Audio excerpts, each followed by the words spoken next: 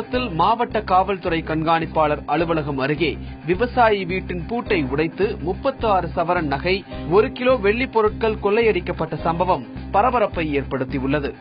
வீட்டின் உரிமையாளர் கிருஷ்ணமூர்த்தி குடும்பத்துடன் வெளியூர் சென்றிருந்தார். திரும்பி வந்து பார்த்தபோது வீட்டில் கொள்ளை நடந்தது தெரிய வந்தது. இதுகுறித்து போலீசில் வழக்கு பதிவு செய்து விசாரித்து வருகின்றனர். கரூர் மாவட்டத்தில் அரசு பேருந்து தடுப்பு சுவரில் மோதியதில் பயணிகள் 8 பேர் காயமடைந்தனர். கிருஷ்ணராயபுரம் அடுத்த சேங்கல் கிராமத்தில் இருந்து 30 பயணிகளுடன் அரசு பேருந்து சென்றது. அமராவதி ஆற்றுப்பாலத்தில் எதிரே வந்த இருசக்கர வாகனத்தின் மீது மோதாமல் இருக்க பேருந்தை ஓட்டுநர் திருப்ப முயன்றார். அப்போது கட்டுப்பாட்டை இழந்த பேருந்து தடுப்பு சுவரில் மோதியது.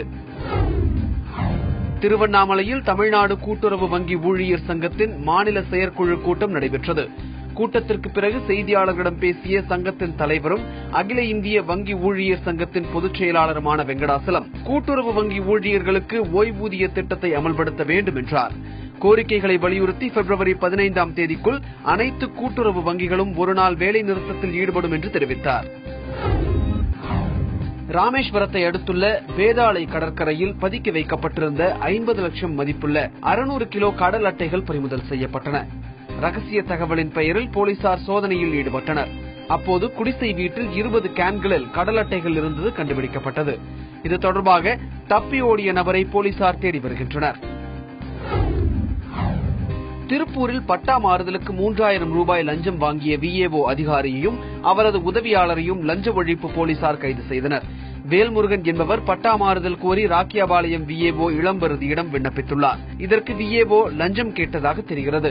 லஞ்ச ஒழிப்பு போலீசார் கொடுத்த அறிவுரையின்படி ரூபாய் நோட்டை வேல்முருகன் கொடுத்தபோது அங்கு மறைந்திருந்த போலீசார் விஏஓ இளம்பருதியையும் அவரது உதவியாளரையும் கைது செய்தனர். காட்சிப்படுத்தப்படும் விலங்குகள் பட்டியலில் காளையை சேர்த்த அறிவிப்பை ரத்து செய்யக் கோரி உயர்நீதிமன்ற மதுரை கிளையில் வழக்கு தொடரப்பட்டது. இது தொடர்பாக தாக்கல் செய்யப்பட்ட மனுவில் காளைகள் வீட்டில் வளர்க்கப்பட்டு வருவதாகவும் எந்த விதத்திலும் காளைகள் துன்புறுத்தப்படுவதில்லை என்றும் தெரிவிக்கப்பட்டது.